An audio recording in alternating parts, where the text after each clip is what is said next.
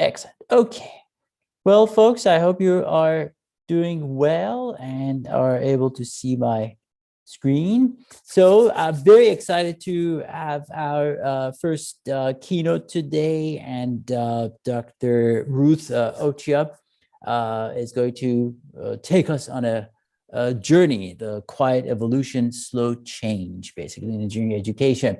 But before we do so, I'm extremely delighted, and it's a pleasure to welcome you, Dr. Ocha, to the NEBEC, to our session. Thanks so much for agreeing to give this wonderful talk. Dr. Ocha is a professor of instruction in bioengineering at Temple University.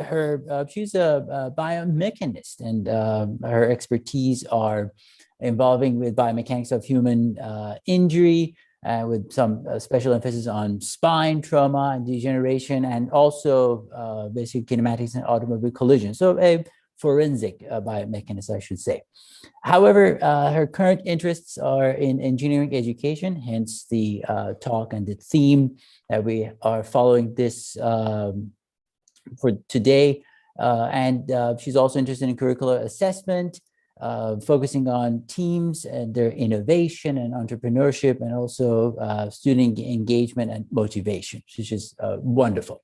And she teaches a few classes at Temple. One I was discussing with her, she mentioned that she has taught last semester the bionic human, which is very exciting. And I just realized that as I'm talking, I need to continue the recording.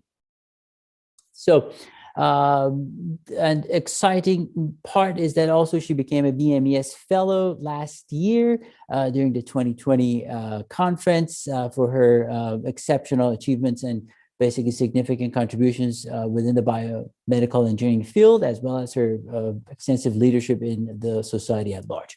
So it's a very exciting time to have her here, and I very much look forward to your talk. The process is, I think Dr. Ochoa mentioned that she wishes to engage the attendees, so we'll watch some of the portals, but at the end of her talk, all the portals at your disposal, so the Q&A feature, the chat feature, or the hand raising is there for you to use and for us to moderate and convey your questions to be answered. I would greatly appreciate if you see the Q&A, to just use that button so that we have everything in one place. If you don't see that at your Zoom, feel free to use the chat. With that, I will stop sharing such that you can share your screen and we can proceed.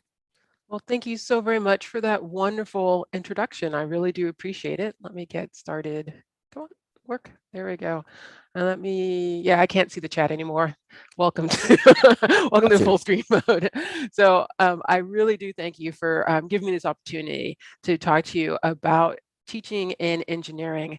And I've titled my talk, The Quiet Evolution, because we're looking at how engineering education has changed over time. And so I want you guys to go into your Wayback Machine and try to think about engineering education in the classroom and what you think about it. The way engineering education is started, originally it was an apprenticeship type program where apprentices and mentors worked on the shop floor in the draft room or something like that. It was very hands-on, but that's how it kind of got started.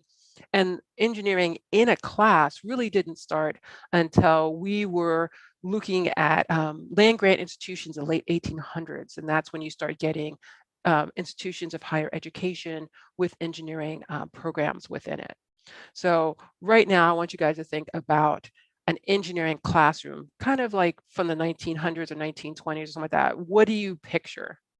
And I'm hoping that, if you can type in the chat or something like that. I'm sorry, I can't see the chat. Maybe I can get myself to see it. I'd like to know what you guys, oh, there it is. What you guys think. Engineering classroom, early 1900s. How do you imagine it? Thoughts? Wow. Dusty? Thanks, Sarah. I think, Dusty, you may be talking about perhaps the fact that they use chalk boards and stuff like that. But I went. We also, I'm sorry to interrupt, Dr. Zapanta, also this big round room in the Q&A. Big round room. Okay, yeah, so I can see the chat, but not the Q&A right offhand. So thank you for giving me, that comment so I could see it. So I went to look at some pictures. And so from the 1920s, here I got one of these pictures from the University of Idaho of an engineering classroom. And it's not a big round room, kind of like the old medical theaters, but, big desks. You could probably see something very similar today. From the 1920s, we're going to expect that most of the people are going to be white male, and the instructor is going to be white male. But you can see they're kind of, working even some small group stuff. And if you think about engineering education as it moves forward, you would probably picture a lot of change. And if we look at this class about 40 years later, unfortunately, you're seeing something very similar, where this is from 1969, and we're seeing, though the tables have changed, that you're still getting the same demographic of people. It's not fair to say that the kind of racial tensions and the changes that were happening within society were not being reflected within engineering education. It was, and there were a lot of calls for getting many more diverse students within the classroom, and that was happening a lot in the 70s, so just a little bit after that. Well, we can see that, there's a slow change of what the engineering classroom and who are being taught as engineers. Whoops, wrong direction. As we go forward, we see that with technology, we're starting to get these classrooms where you start having a lot of computers. And of course, now you're seeing more women. And though this picture doesn't show it, you get a lot more minorities within the engineering classroom. And today, what we're seeing, unfortunately, with the pandemic is we see the diversity. We have a lot more women and minorities. We're seeing a huge change in the type of technology that students are bringing into the classroom. But hopefully this idea with the pandemic and social distancing will be a time of the past very soon. But when you think about the engineering classroom and what we're doing, we have to kind of think about, what have we been teaching over these years? And so I came up with this kind of idea of engineering education, looking at some of the history. It started off very hands-on, where it was an apprenticeship program and that's how you learned. And then as it moved into higher education and actually into universities and trying to get degrees, it shifted way over to the other side, where everyone was really, really interested in getting more of a theoretical engineering science, foundational math, and stuff like that kind of education. And so we can see that the engineering curriculum has really been bouncing back and forth between being more hands-on and more theoretical, depending on what's going on. And we have to understand that societal influences do have a big effect on what we teach in engineering, where now almost every university out there, when they describe their programs to prospective students, are saying how hands-on their programs are. And so we're moving back over, I wouldn't say down, but more of a hands-on type of situation. But I also want to indicate that in terms of professional degrees, so engineering is a professional degree like law and medicine. It's just we don't have to go to a secondary degree program. We've always had very large ties with business and with industry, where in the 1950s, almost all faculty in engineering colleges came from industry. And then during summer breaks, they went back to work in industrial positions. And now you can meet many faculty members in our universities that have never worked in industry. But I was just in a meeting for BMES yesterday, and they were saying, how do we get more industrial contact and within our meeting? So we're moving back in that direction towards getting business and industrial ties more strongly with our engineering education. And so I've kind of shown this as education kind of converging. That is just my guess. I'm assuming that we're getting to a certain point, but that may not be correct. We may be diverging at some point, but I hope that we're coming to a point of, what makes most sense. And we know that it is going to change. And so this is NEBEC. And so let's talk about biomedical engineering. So people have been doing biomedical engineering for centuries, but as a degree, biomedical engineering really started about the 1970s. So you could actually get a degree in this field. So it hasn't been that long that it's been around. It's always been considered interdisciplinary, always been considered translational. My chair likes to talk about, we go from the benchtop to the bedside. So how do we move the work into a clinical field, especially if you're looking at biomedical engineering? But there are some issues with biomedical engineering that you may have heard from. I mean, a lot of people consider it a lesser engineering degree when you're comparing it to some of the more traditional engineering programs like electrical or mechanical. I've been told that, oh, you're a bioengineer, that's not a real engineer. Very specifically, I'm just like, excuse me? But they're saying you're not a real engineer, you're a jack or Jill of all trades, a master of none, saying we have a very surface type of curriculum without any depth. I've had a student actually fairly recently come to me and say, I'm interested in becoming, doing bioengineering as a major, but I've heard you can't get a job in that field.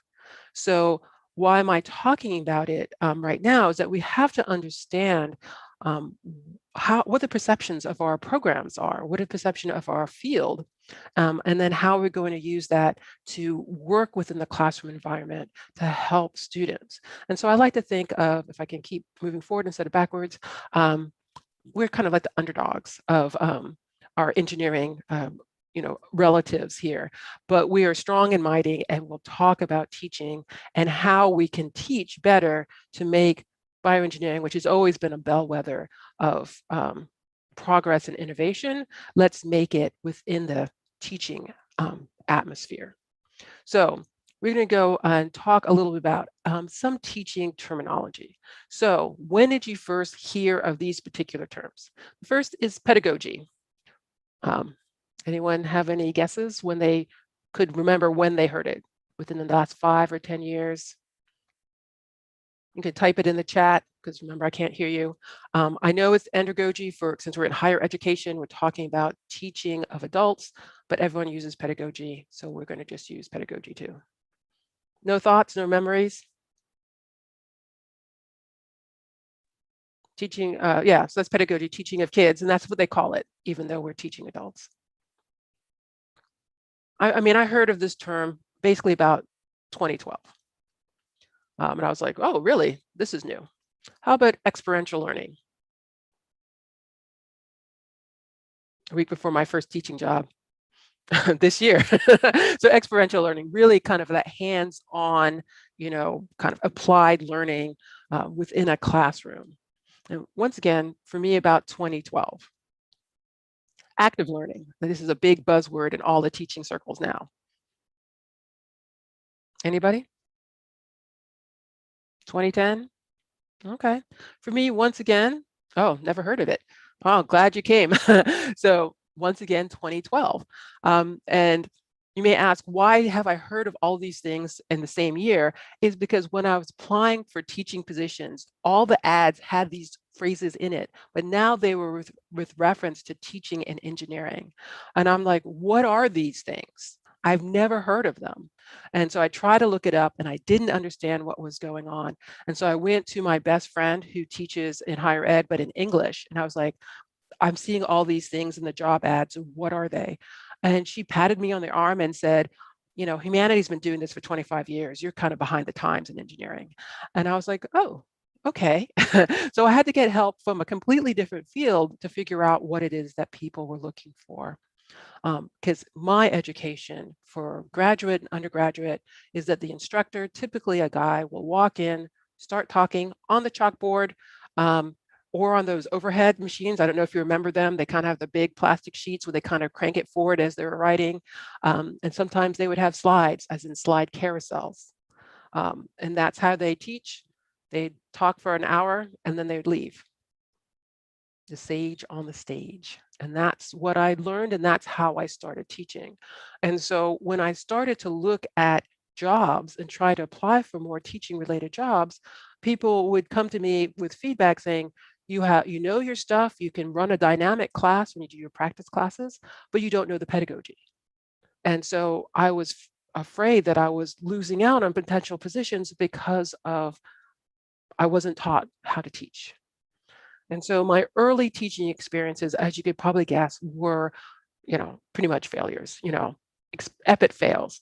But then I was talking to another educator and I was like, I kind of tried and I failed. And she was like, what is failure? And if you think about failure in terms of learning something new, it's basically your first attempt in learning.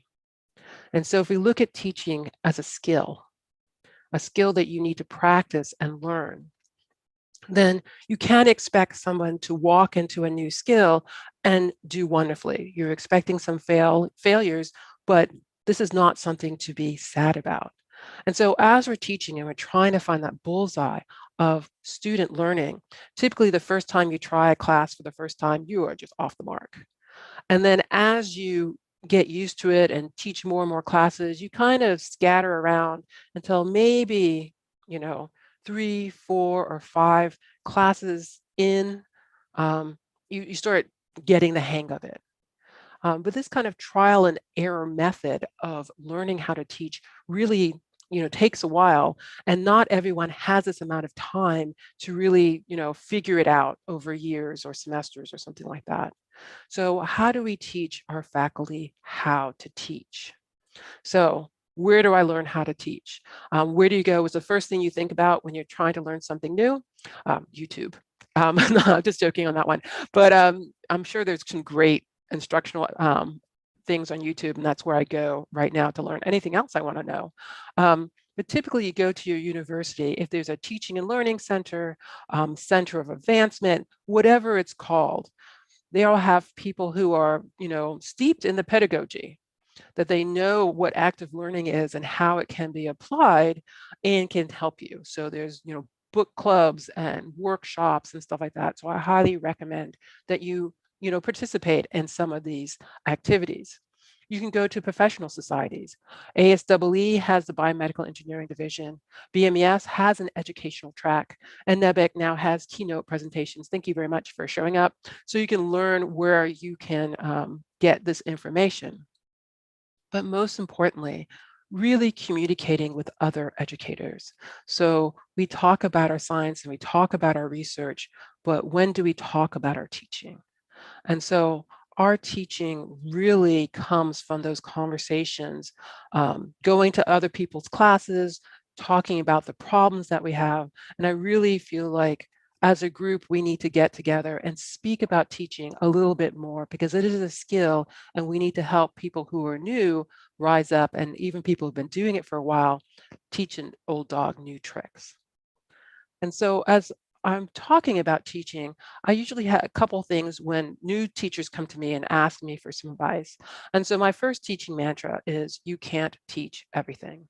Someone hands you your textbook and say, here, take out of this textbook. Yeah, this is my mechanics textbook I'm teaching out of this semester.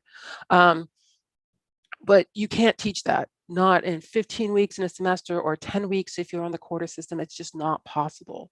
And so if you get out of the idea that you have to include all this content before the end of the semester, it will take a lot of stress off of you. And then your students will hopefully get a better understanding if you're not skipping over everything really too quickly for them to capture. And the second thing I want to talk about is class prep. So I had a good friend of mine who was teaching as an adjunct for the first time. And the first thing I said is, like, you can't let class prep take over your life.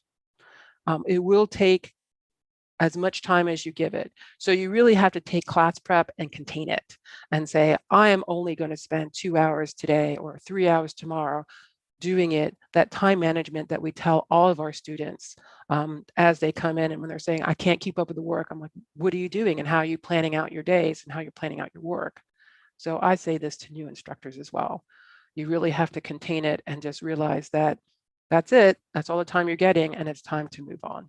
Otherwise, you have much other things that you need to do. So now that you've planned out your time and space that you're going to prepare for a class, what are you going to do? And this is when I go back, way back, to Fink in 2003 with his integrated course design. And some people call it backwards course design. So going with the idea of, what are your learning goals for your course? So if you take a course and you decide what you want students to walk out the door with, what do you want them to know for the subsequent class that you have? Or maybe what you want them to remember in 6 months, a year, or 5 years. This is what your learning goals are. And there's not 25,000 of them, typically three, 4, or 5 of them. And you're like, these are what I need my students to walk out the door with, and they help you focus your class. Then, of course, you need feedback and assessment. how are you going to show that your students actually learned what you said that they were going to learn? And then, making sure you give your feedback to your students so they can gauge where they are. And then as you move forward towards these learning goals, what teaching and learning activities are you doing within the classroom to build students up to these end learning goals? And so this little triangle is a great way of designing your course to help you stay in focus and not get overwhelmed with the amount of content that you could put into a class. And then at the very end, Fink puts in this idea of situational factors. And these are things you can't really control as you move into the classroom. And so we're looking at ideas of class configuration. Maybe you're doing a design class and you want your students to really sit in small groups and do small group projects, but your class is scheduled in a large lecture room. What are you going to do? Okay, so you're going to have to change that. You're teaching a lab and your lab is constrained by the type of equipment that you have available and the number of pieces of equipment that you have. What time is your class? Is it the snoozy time right after lunch? Is it, first thing in the morning and students don't do mornings? So, you can't really control for that, as well as curricular constraints. What are students supposed to be walking in the door of your class? Where are they going after your class? You should always realize where your class, when you're teaching, fits within the curricula and what your aim is for that particular course. And of course, we can't forget the students. They're coming in with their own cultural backgrounds, preconceived notions about the materials that you're teaching, foundational knowledge that they should remember when they walk into the door, and sometimes they don't. And as an instructor, you need to know what are your skills and knowledge. Hopefully, if someone asks you to teach a class that is well outside your wheelhouse, that you can respectfully decline teaching that particular course. But sometimes you can't help it. I had the biomechanics lab that I teach right now. I'm actually teaching now. I inherited it from somebody else. And when he started the class, he loved to program and code. And so all the labs that he had in his class had some sort of programming and coding component to the labs. And so he hands it to me and I'm like, great, now my classes, instead of his were early on, like 18 to 20 students, I was getting 40 or 50 students in my lab. But I don't program very much. And so now I was like, I had to learn. And so sometimes you really have to envelop what is necessary to keep the course going, even if you don't normally have that kind of skill. And then realize that there are always good days and bad days. Sometimes you get that class that is really kind of riotous and you just have to deal with that. Sometimes it's just not a good time for you. So you're going to have to deal with these situational factors that deal with the class as a whole and day to day as you're teaching. And so you go to the point where you're like doing your backwards course design, you're trying to deal with all these situational factors, you're going through your semester, and you find out that everyone is not doing well. Your class averages are going down, people are doing poorly on assignments, students have more questions than answers, and you're like, what's going on? And of course, the students will probably not be happy if they're really confused. And so I want to bring in this other aspect of teaching and learning with students is the idea of motivation. And this is a great quote by Ambrose. Students' motivation determines, directs, and sustains what they do and learn. And so we know if a student is motivated to learn, that student will, go back and look at what problems they're having and, try again.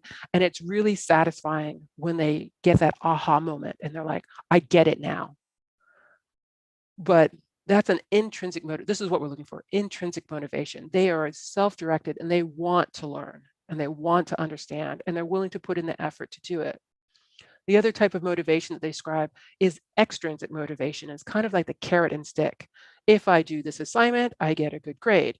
If I don't do this assignment, then I get penalized. And so that works for a while. But if they're not afraid of the stick and they're not really interested in the carrot, they're not really likely to do the work that you want them to do.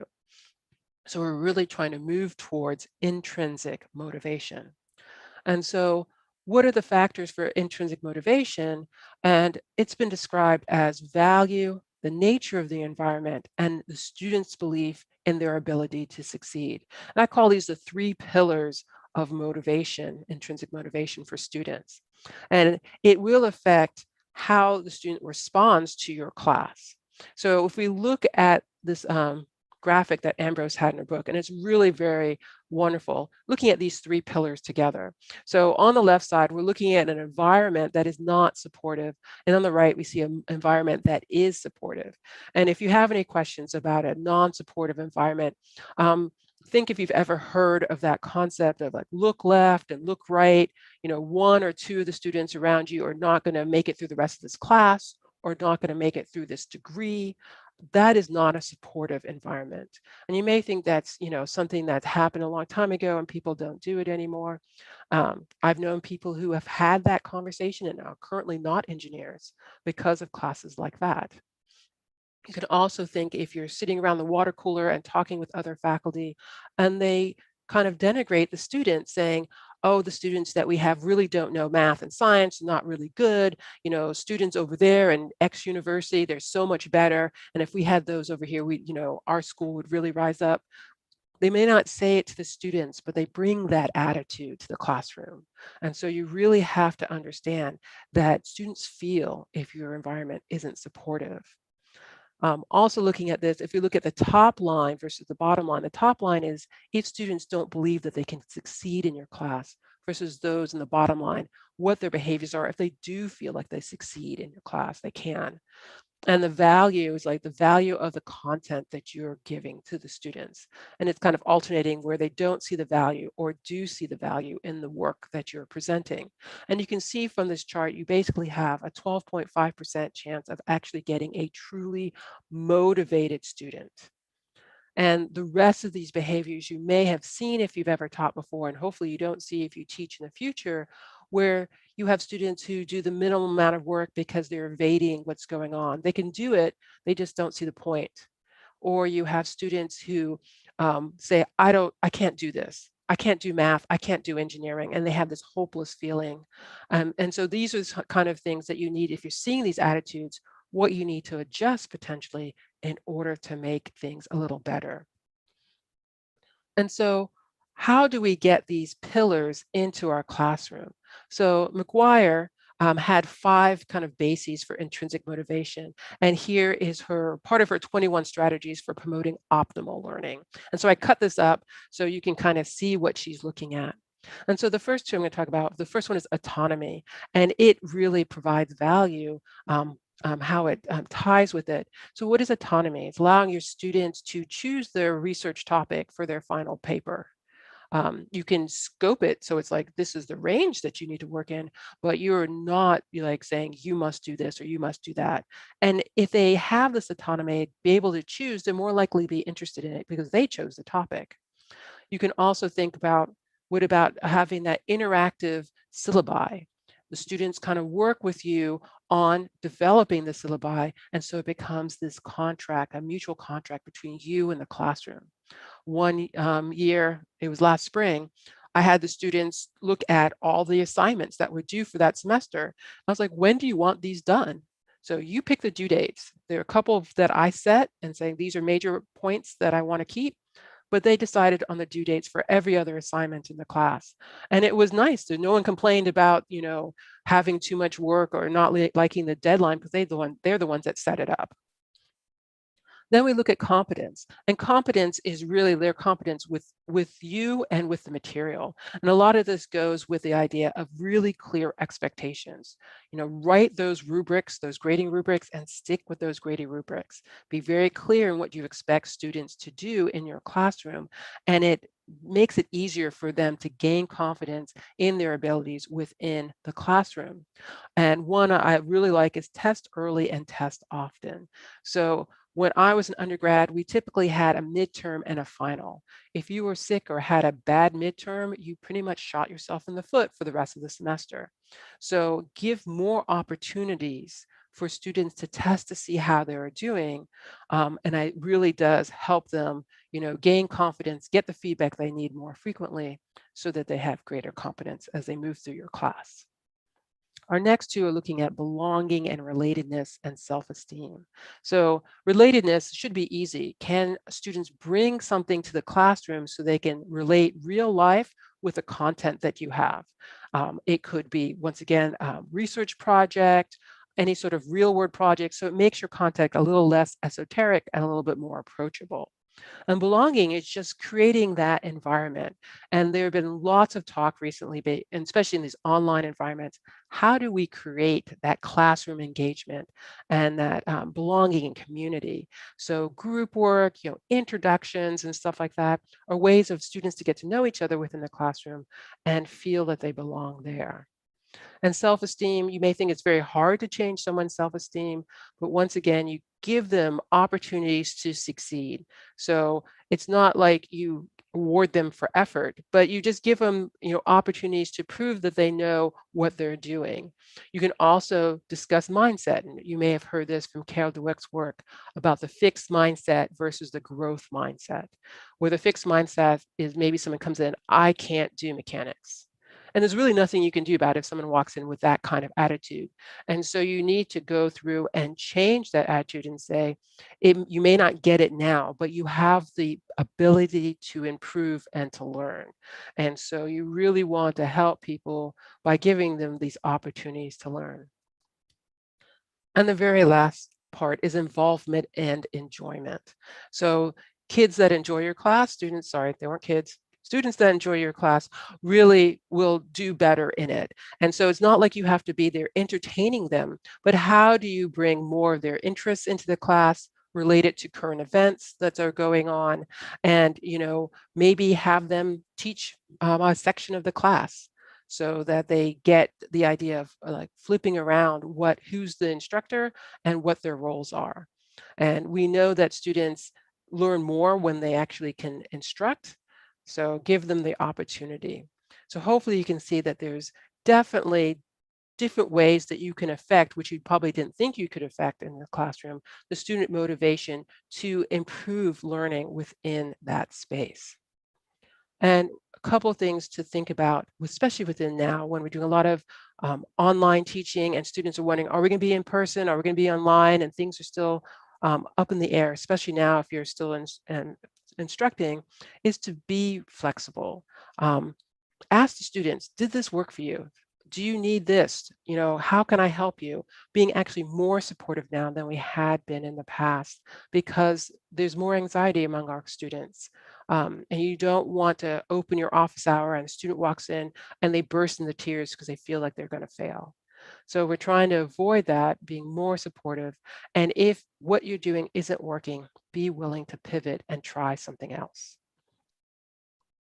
So as we move to teaching now in our modern age, we're learning that we're going from the sage on the stage, or teacher-focused learning, to student-centered learning, where we're getting the idea that students have to have responsibility and ownership for their learning and be active participants and not passive recipients of information. And our associate dean often says to incoming students, technology has been changing so quickly. So if you remember, I'm old. And so I remember when I was an undergrad, most people, most college students didn't have their own computers. They went to the computer labs. And if any student owned a computer, it was mainly for word processing. The beginning of the internet, and all of these type of technologies, but it's changing so rapidly that we can't expect students to use technologies now and have them to be still relevant in 5 years or 6 years or something like that. So we're looking at what does industry need and how do the students use their fundamental knowledge or foundational knowledge to be able to develop new technologies and innovate, or to be flexible enough to use new technologies. So you may be wondering at this point, well, this is all well and good, but what am I going to do in my classroom? So let's look at some active learning tools that I use in quantitative classes. So this is not exhaustive. This is just a list, and I haven't done all of them, but I've tried quite a few of them. And the reason I specifically put into quantitative courses is that when I went to our Teaching and Learning Center at the very beginning, most of their active learning, ideas were like, you sit in your class and you discuss that reading passage from yesterday in small group discussion. And I look at the facilitators, I'm like, we don't read. And we don't do small group discussion. And so I had to kind of translate some of these ideas into a more problem-solving quantitative type of class. So some of these ideas, group work, and you think, group work, especially if you teach a really big class. I've been fortunate not to have, lots and lots, but if you're in a room and looking at 100 people, how are you ensuring that all the people in the dark corners back there are really understanding what's going on? And so doing group work can encourage peer teaching. So if you have a student who understands the content a little better than others, tell that student that they need to step up and help their peers a little better in terms of learning something, whatever group assignment that you're doing, and it will help them learn. So I think it was actually a Boy Scout thing, see one, do one, teach one. So, you may give an example and then they do it themselves, and then those students learn to help others, and it will help them learn quite a bit better. Group quizzes and exams. I'll get back to this one, but this falls under the idea of the think, pair, share. And like I said, I'll get back to this one. I'll come back to it a little bit more. Problem solving in class. So I do a lot of problem solving in my classrooms because they need to practice doing the problems, facing a new problem, and trying to work it out themselves.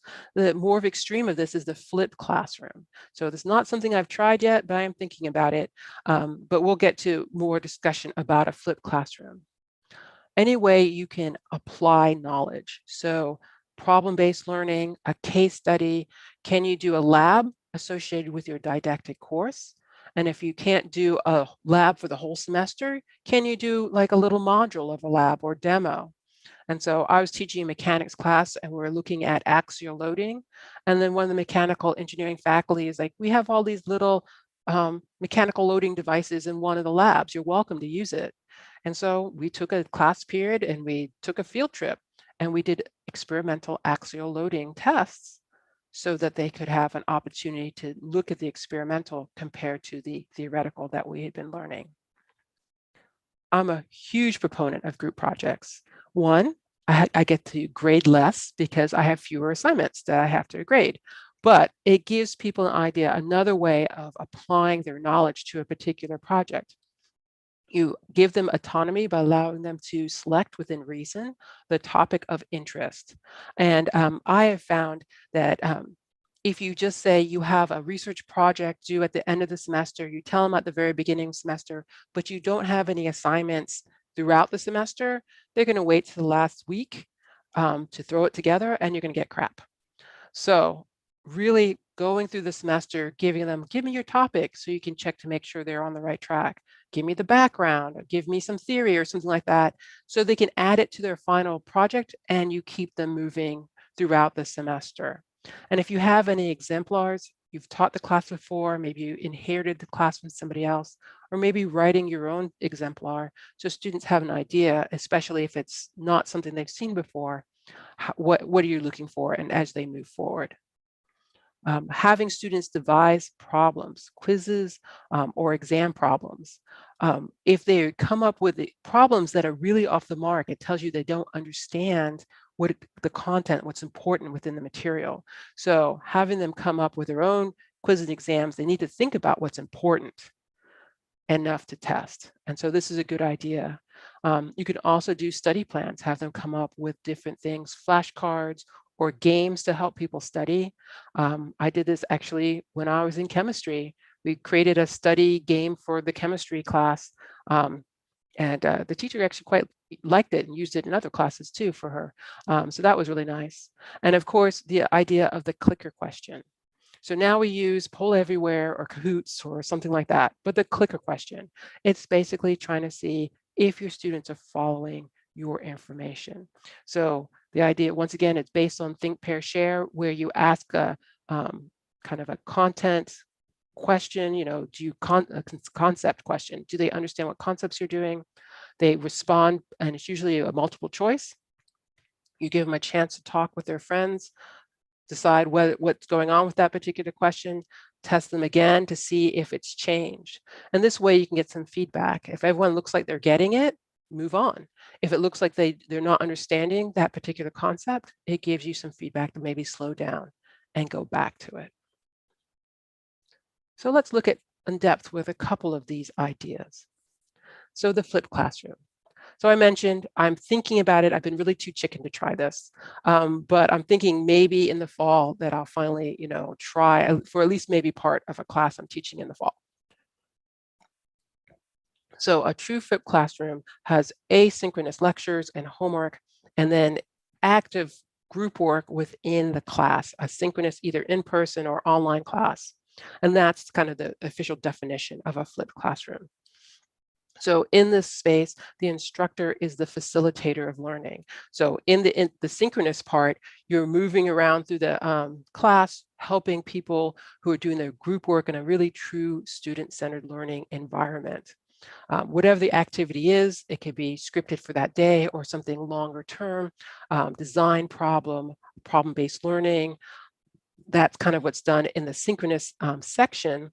You can answer questions that people may have on the lectures, but you're not supposed to re-lecture. So the idea is the lectures are online. They're typically short lectures, 10, 15 minutes long, because studies have shown that's pretty much the attention span for any segment for students. So maybe if you have a broader content type material, you take smaller sections. You have to be very, very explicit with the reason you're using flipped classroom modality. Most students have been lectured at all their lives. And so that's what they're used to. So if you just kind of start with a flipped classroom modality and students are noticing that you're not really doing anything in your synchronous part where they think you're not doing anything, they can say what's going on. The instructor's not teaching, I'm doing all of this myself. What's the point?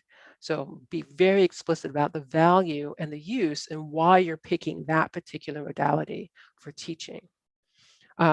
Ill-prepared students for the synchronous part, really the time is wasted. And so instead of you reteaching what you had put into a lecture or have them sit around asking questions or having them read the material or whatever in class, the literature has shown that having some sort of pre-class quiz or worksheet is helpful to get people make sure you look at this before you walk into the door. And with every type of intervention, and this is a tool, it's an intervention in terms of teaching, you really need to assess it. It may be a tool that doesn't work for your particular class, and that's okay. And so you have to say, is this working with what I had done originally, or is it not? And what are your assessment thoughts on it? But it is a big change, and no one has ever said that moving to a flipped classroom made their lives easier. It's a lot of work to get it set up and make sure those in-class activities are useful. So let's look at problem-based learning. So I'm really excited about problem-based learning. I've used it for a few years now. And basically, you're trying to bridge the gap between your didactic classroom and some sort of practice. So as you realize that if you have a textbook, you have a problem, a student can flip back 2 pages and find the equation to help solve that particular problem. And so it's very closed. And so the idea of a problem-based learning assignment is to bring a real world or more open-ended problem into the classroom so the students will then apply their foundational knowledge to it. And it could be a design problem, or injury analysis, or anything, case study. It's really nice. And students really like something, especially if they think it's from the real world. But you need to be careful. Those problems can be too real. So I was working with somebody who does injury analysis, a collaborator who works at a firm, and he was describing this one problem to me, and I was like, that would be great as a problem-based learning. And so we tried it last fall, and when the students were looking at it, I was like, they're really off base with this particular problem. And when we started talking about it a little bit more, we realized that it included materials that were beyond the scope of the class.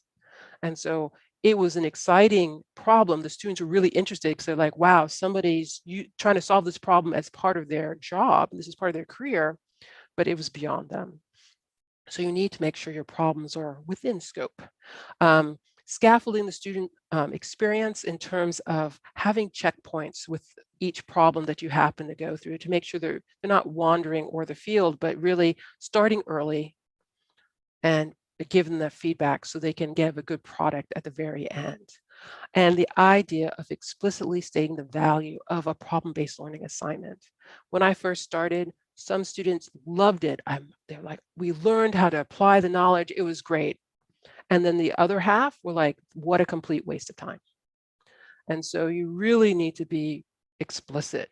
Why are we doing it? Why it's important for their learning, because they're never going to have a single closed problem to work out outside of a classroom situation in any part of their career. And they need to think about how they can apply to a more open-ended problem. And finally, the thought process. So the thing about problem-based learning is that students would love to like pick up, here's the equation, start plugging in numbers to get you an answer. But the whole idea is the thought process. What is the problem you're trying to solve? What are the constraints to that problem, etc. So solving the problem with their part is usually part 5 or part 6 sort of idea. So you really want them to slow down and think about the problem as a whole. So if you're getting to the point of like, well, where do these problems come from? Part of this ASEE workshop I did in 2016 gave this thing that you can do. And so here's an example of a problem out of the book. So it's a problem out of this textbook that I teach and still use today. And what this problem is basically a beam bending problem, where they want you to go for this horizontal beam ABC to write a shear and bending moment diagram for it. And that's it. That's what they want you to do. Design this particular experience, and you get a single answer. And so what I did was I took this problem and I modified it and I made a story. In the story, I have design constraints. The seating has to support the weight of potential customers. What does that mean? What's a potential customer?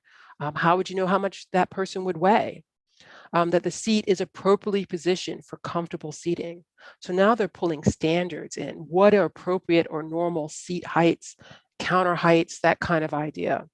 That basically in the story, your cousin doesn't want to spend too much money. And so now they're looking at, what are standard sizes and how do you fit things together in an effort to create this new design that will help people. And so how detailed the design is up to you guys. As an instructor, you just say, do I want them to get the general concept, or do I want them to start counting bolts and how it's going to screw together? And that's up to you where you want to go. We also have the idea that there is a client. And so the final report is supposed to be geared towards the person who is getting the report. So they're not writing to me, they're writing to their cousin. And so the language of the report should reflect that.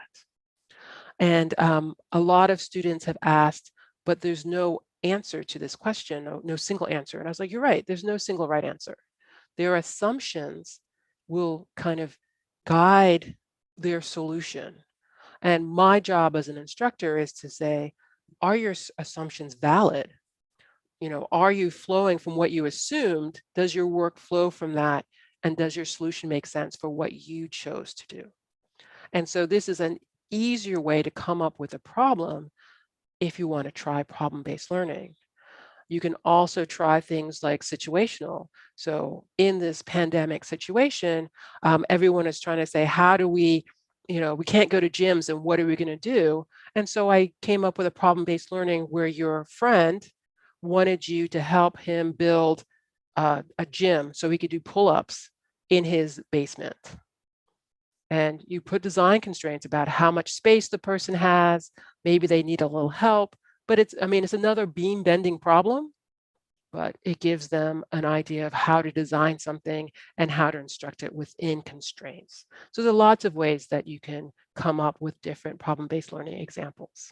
And I'm still changing how I do it because there's always a better way of doing it. And finally, I want to talk about the idea of group quizzes and exams. And so, as I said, this exemplifies think, pair, share. For both of them, you give the quiz or exam as you normally would in class, their individual attempt. Give them a chance to think about the problem on their own. And then for the quiz, when I was in person, I would take those papers up and then get them in groups of 3 or 4 or something like that, and then give the same problem back. But here's what I had them think about. So they're going to work on the problem again. And my quizzes always are single problems. And if the person is comfortable with the content, he or she needs to help those who are less confident. If the person is uncomfortable, they are not allowed to just sit back and let someone else drive. They need to understand and ask questions. And so the student teacher needs to be able to explain the work, and the student learner in that group needs to understand what's going on. And this way, they all understand a little bit more, and it kind of raises up the bar. And then I always average the grades. And this has helped students who individually may have had a lot of trouble with their individual attempt. It at least improves their grade as they move forward. For exams, it's a little different because most of us don't have time to have another complete exam period. And so this, I started last semester. My students are really struggling in the online environment, and I was trying to figure a way that they can improve. And so I teach mechanics, and mechanics is very hierarchical in their knowledge. And so if you don't know what's going on in chapter 4, you can have trouble in chapters 5 on. And so they really needed to know that material so that they can move on with the new material. And so you give them the exam as normal, okay? And then you grade it as you normally would, but you don't give them the corrected, assignment. You just give them their grade, 60%, 20%, whatever it happens to be. Then you give the student the option to retake it. And so I made it a homework assignment where they would sit for, they have like 2 days with which to work on it before they had to turn it in. And in an online environment, I can't stop them from looking in a book. I can't stop them from talking to anybody. So I'm just like, I don't care. Talk to anyone you want to, look in any books you want to, but you need to be able to redo this and then turn it back in. So if students did well in the exam, then they can choose not to do it. Obviously less grading for you. And students may not have time or choose not to do it. And that's okay. I made it completely optional. Once again, average in the grade. So if you didn't do it again, you just got the same grade from the individual. And you'd be amazed how many people were so happy. They're like, I made a stupid mistake, or I just didn't understand the problem. And given the opportunity to think about it a little more and work with others is really very helpful. And my only thought for this one in particular is to make up your own problems for this, or modify a book problem, because all the students nowadays have access to Chegg. And Chegg is that online, it's a problem solving, or they have all the solution manuals. So if you pull an example out of a book, then there is a solution right there for it. And you can't stop people from using it. And almost all students seem to be using it. So make your own problems. So thinking about different things you can do within the environment, it doesn't have to be a wholesale change, just things you can add. So as we move on, thinking about teaching within bioengineering, biomedical engineering, as I said, we're the bellwethers. What can we do with improving the classroom experience? So where do we go, and how do we improve what students feel and get is in the classroom? How do we get all educators to the next level? So just asking a few questions, people are like, I've never heard of active learning. I don't know what experiential learning is, but these things are very important. And if you want to get a position, even if you want to go and do research, but if you're trying to get a position, someone's going to ask you about your teaching and your teaching background. And we get people who say, I have a teaching certificate, and some people who've never been in a classroom ever, even as a TA, and really have no idea. But it's proving to be something that you really need to have some knowledge of if you're going into the job market. We're going to have to look at our students. We're saying they're learning stuff. We tell ABET every 6 years, they're learning what we say they're learning, but how do you prove that? And you're not going to wait 6 years to say, oh yeah, they're learning something. This should be something that is looked at every year, every 6 months, every month within your classroom, really showing that your students are learning what you expect them to learn. And are we reaching all the students who want to learn? There's so many grant proposals out now that are asking for those non-traditional students, the military veterans, those tinkerers, people who've come through another path, but their background experiences will really very help our field as a group. So that diversity is needed, and how do we reach them? And finally, how do we move from this very slow, incremental, glacially scaled type of evolution of teaching into the idea of a revolution? How do we just say, this isn't really working the way we want to, and not being afraid to make some major changes, and thinking outside of what teaching is right now in education. But what we can't do is expect some perfect solution that is going to affect everyone the same way, because it's not going to. And so that perfect solution isn't going to happen. And so we need to say what's going to work and be willing to move through it as things change. And so here in my cited bibliography, I thank you for your time and your attention, and I take any questions that you may have. Thank you. Wonderful. Thank you so much. This was very, very fascinating and exciting.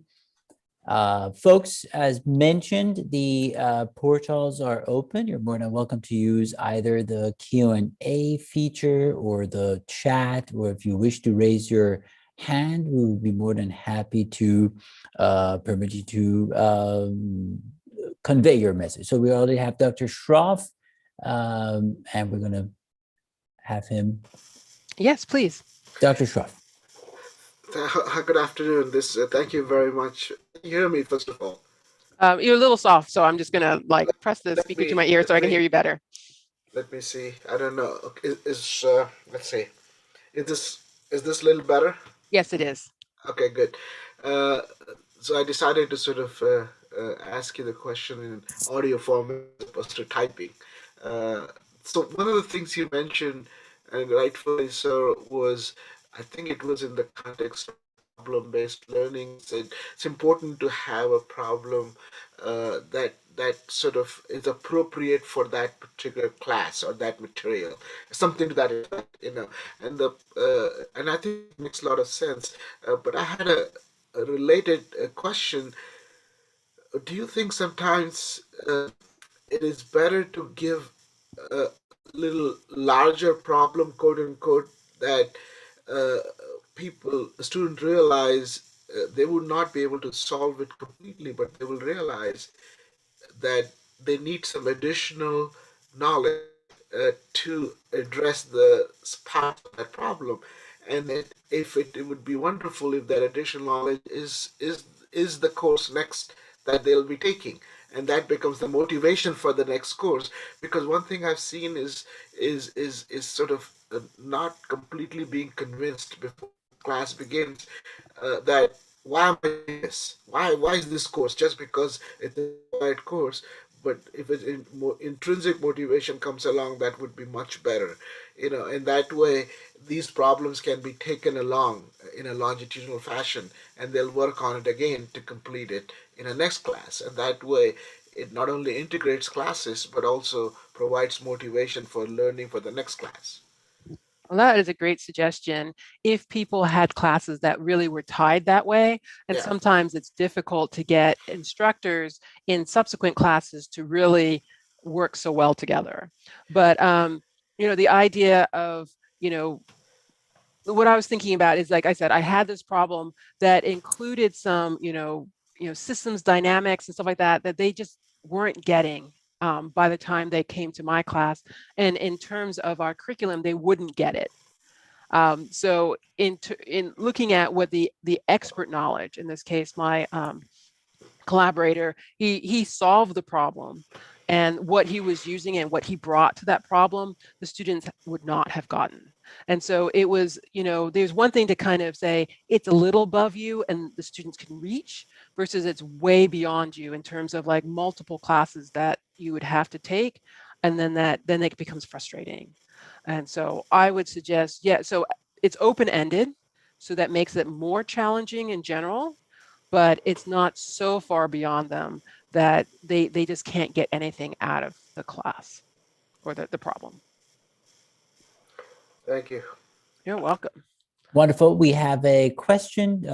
Thank you for the talk. I think that the focus should start from the graduate programs where graduate students are taking teaching classing as a graduation requirement. Do you know of any efforts to move in that direction? So if I'm understanding your question, you are talking about how we help graduate students in terms of learning how to teach. Is that what your question was? Could you clarify, please, in the text Or you, or the if chat? you're, yeah, in the chat, or if you can verbalize, that would be great. I just want to make sure I'm understanding your question.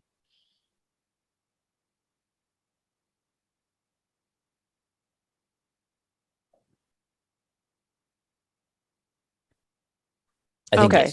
yes. Yes. So looking at graduate students. So yes, so graduate students, especially if they're in the PhD, they're looking for a PhD, they're expected at some point in time to do some teaching. And so how do we get graduate students into it? Typically they TA, but instead of having them just grade, have them, talk to them about perhaps like leading a class. And as an instructor, you give them a couple of opportunities to work on developing a class and giving it to the class and getting feedback. And I know that for our university, we have this idea of, I think they call it diamond mentoring, where I had a student come and ask me to be his mentor for teaching. And so he's a TA for my class, and I tried to get him to, work on a couple of different classes and do more than just grading. He found out that he didn't like teaching. It just, everyone has their own way of doing things. But I definitely gave him the opportunity to try. We worked on the content in the classroom and worked on activities that he could include into his lectures. And that's some things you can do. I know that some universities, and it's not been one that I've worked at recently, do have teaching certificates for graduate students. Our university does have TA seminars for people who are going to be TAs to help them out as well. So there are opportunities. Is there something I can say that's universal? No.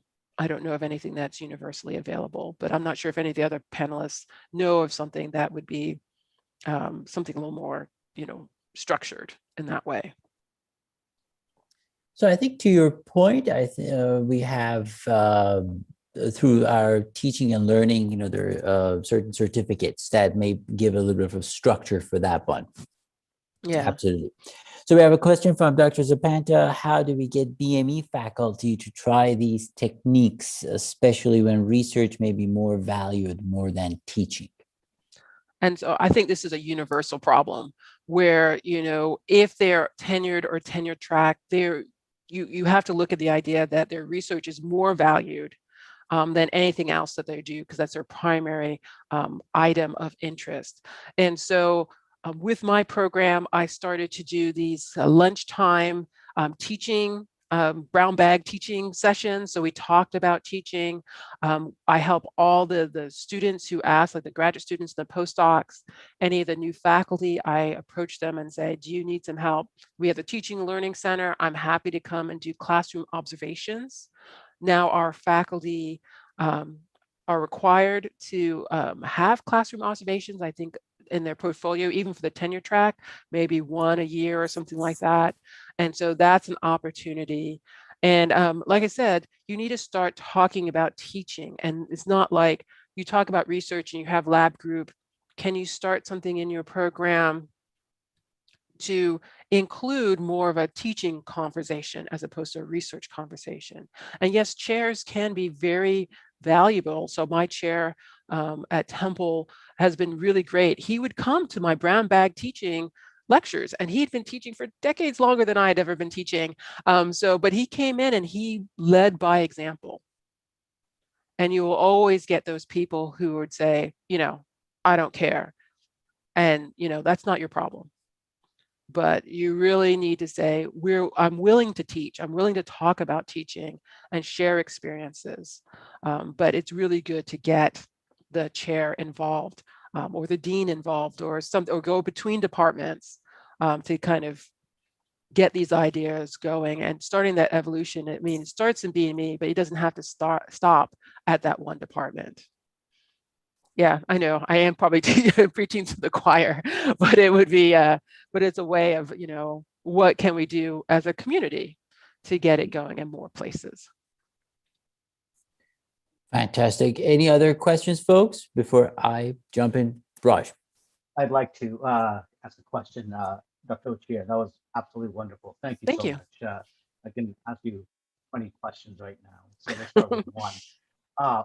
One of the things that I've been contemplating considerably is doing this flip of flipping the classroom. And in some sense, it's going to be a naive question or simple-minded question. You can go on YouTube, as you were saying, and find some lecture material. Why reinvent the wheel? Can I just have the students watch the YouTube or tell them to watch somebody else's lecture, and then we just spend the lecture, the allotted time doing problems? Is that a good strategy, or is that something? Are the students not going to appreciate it? We had one faculty member who was doing that, and the students did not appreciate it. And so it's a dangerous line if students are saying he or she, in this case, he's not teaching, just showing us, Lydia videos or whatever MOOC kind of video is out there. So I would really caution about designing a class where you're going out and, taking information. You could always add that as like, especially now in your learning, your course learning management system, as other places where you can get more information. Yep. So I do that now when I'm teaching mechanics. I mean, it's not like the person is teaching anything different. It's just maybe the way they're approaching the material or something like that, a different voice. I don't know, but I put it into my, like a module for my class. Here is an optional video that may help you. It's often the repeat factor also that helps with that. Right. That's what I worry about, because I can envision a case where I could spend the entire hour and a half doing problems with them based on the material that they're supposed to get from the video. And it could be as a substitute. I've been thinking, let's say, instead of homework, this is the assignment that you turn in at the end of the class. But I work with them, like it's like the TAs and the faculty are there to work with the problem. Yeah. So, but I would really caution against just taking something outside, because it will come back and I think it will bite you in the butt. and the dean's going to hear of it and the chair is going to hear of it. And so I would make it optional, just a different point of view. I mean, now we have recorded classes for the most part. But if we go back in person and you're in the classroom, the likelihood that your lecture will be recorded is quite a bit lower. And so this is an opportunity to use some of these lectures as optional material. So if they miss the class or if they just need a little run through again, it gives them something else to look at. Fantastic. I don't see any other questions. So could you, the CHEG that you mentioned, I think it's a topic where it can divide faculty when they talk about it, especially from an academic integrity perspective. And correct me if I'm wrong, the way I've perceived your take on it is that it's out there and, it's there. So it's upon faculty to ensure that they design their own questions and it's not there. But I don't think there's any guarantee in that one. Even if you do that, it's perhaps going to end up somehow over there. So any thoughts on how to tackle the, not just CHEG, but CHEGs that are out there? So I do tell my students that, if they're doing homework and they just copy the solution manual, I was like, first, you're not supposed to have the solution manual, but I can't stop you from doing it. But saying, let's use this tool appropriately, that you need to start doing the problem yourself. A lot of the problems, like in the back of the book, they can check their answer. And I'm like, if you don't have the right answer, don't look up the solution, try again. Try to see if you can figure out where you made your mistake. And then, if you try it a couple of times and you can't figure it out, only then do you go and you look at a solution. But that's the idea, that they've thought through it a couple of times, or maybe worked with a group. And then if they're still having problems, they can say, where am I going wrong? And that can help them.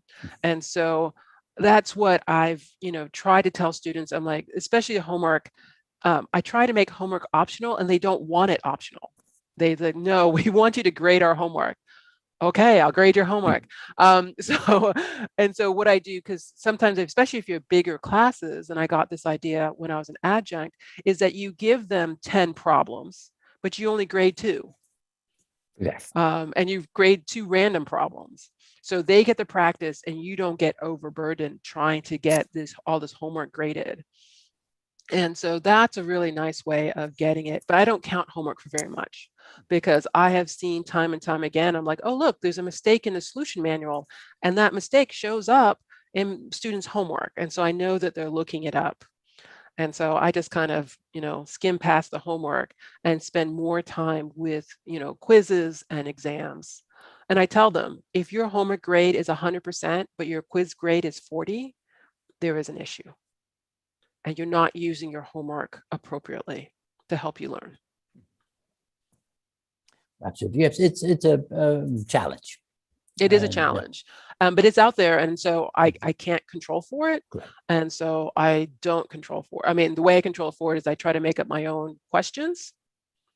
And, if they put that in Chegg, I don't know, or whatever Chegg version that is, I try not to repeat. Though sometimes I'll go back 5 or 6 years and pull up a new problem, depending on how much time I have. But a lot of times I'll say, how can I modify this so this is different? Exactly. Absolutely. Wonderful. Any other questions, folks? Everyone's really quiet. Yes, please. So Dr. Mahbubin and I and a few other faculty members in our department have had conversations about an integrative, something that integrates across classes. So imagine having a lab component, which is, let's say, in silico lab, but lab assignments require knowledge across different classes. So you have cohorts of students that work as teams that bring knowledge of, let's say, biomechanics 1 and biomechanics 2 and biomechanics 3, or in a different lab, signals and systems and control theory and dynamical systems. So you need to work as a team to put these different concepts together to do your assignment. I'm wondering what your thoughts are on doing something like that. And so in terms of active learning, this is called the jigsaw, where everyone kind of picks a piece and they bring it to complete a puzzle. I think the idea of bringing different people together is really a very good one, and sometimes a hard nut to crack within the curriculum. And so you're thinking about the space requirements and having classes run simultaneously so that students can interact with each other in an appropriate way, especially if you're trying to build or design something. I had an idea at one point, the kind of vertical integration where you have senior students who are doing maybe senior capstone, and they're doing more project management and stuff like that, while younger students are looking at different aspects, and so learning how to apply some more foundational knowledge. And so I think these are great ideas. It's just sometimes hard to figure out how to take your curriculum and throw it away and say, what can we do to bring these students together? And I think this is part of this revolution. Is even for me, it's like you need to get out of these kind of really set mindsets about this is a class, and that is a class, and this is a class, and then they can't be, more of a interdisciplinary type of experience that's not just seen in your senior capstone, but seen more frequently throughout the curriculum. It's a great idea. Let's talk about how we can redesign all the curriculum so that it makes more sense. But then you also have to think about the projects that would include all these different types of students and making sure that they all get something valuable out of working together. So you really are trying to plan very easily, and it takes a lot more work than some faculty, especially if they're tenure track or with all of our obligations. This is almost sabbatical worthy. How do we take time to really think about it and redesign? Absolutely. I think to add to that, to your point, I think one challenge in that, even if one thinks about or comes up with the project, is different terminologies or comfort zones that each faculty has, and how you can transfer and be perhaps consistent in the project traversing from one course to another. So we've done one or two experiments along that line, and like for one project to go from one class to another, about 3 years of developing the structure to propose. So it's exciting, but yet daunting as well. Yeah, so I think it would definitely require a lot of cooperation among all the faculty who would be involved. And then, of course, cooperation with the upper administration within the college, because there are always those bean counters, or like, who's teaching this class and how much time are you really putting into this class, especially if it's, kind of joint in that way. And so once again, you need to make sure that, the time is respected, as well as, allowing that kind of flexibility in the curriculum. Exactly. Well, I think this is concluding our session for today. If I think anyone has any other questions, you can find Dr. Ochia through the Whova, and you can, chat. Wonderful. We're very, very grateful for your talk and having you here. The numbers are increasing because now it's the time to make award announcements. Okay, I was wondering, I was like, they're really going up quite a bit. So I'm very excited to see students pop in. So we'll do that one. Thank you very much. Absolutely. For having me. Wonderful. Again, thank you. And we look forward to hopefully see you on Thursday during the panel discussion. I am looking forward to being part of it. Fantastic. Okay, folks, welcome for those who are joining us. And we're going to, the results are in, all the numbers have been processed. So we're excited to announce the 3 student design winners. But before doing so, and just to give a little bit perhaps more time for everyone to join us, Lindsay wishes to also share some fun awards I think that they were tracking. So Lindsay, all yours. Sure, absolutely. I can announce the fan favorites, and the awards for that are just kudos that your peers and everyone who is attending NEBC really enjoyed your undergraduate design competition submissions. So let me share my screen and I can go through the 3 different categories that we had for the fan favorites. Give me just 1 second. Here we go. So let's see. All right, so the fan favorites for the undergraduate design competition, and the drum roll for neural engineering, we have these 2 teams who have been selected as the fan favorites for neural engineering: the System for Evaluation of EEG Electrodes via Inverted Phantom, and the Stroke Patient Aphasia Communication Easel. If you are here, congratulations. Under medical product, since that was such a robust field, we had lots of winners of the fan favorite award. So there are 9 different teams here. I won't read them off all to you, but congratulations on being selected as a fan favorite. I'll give you a moment to take all those in.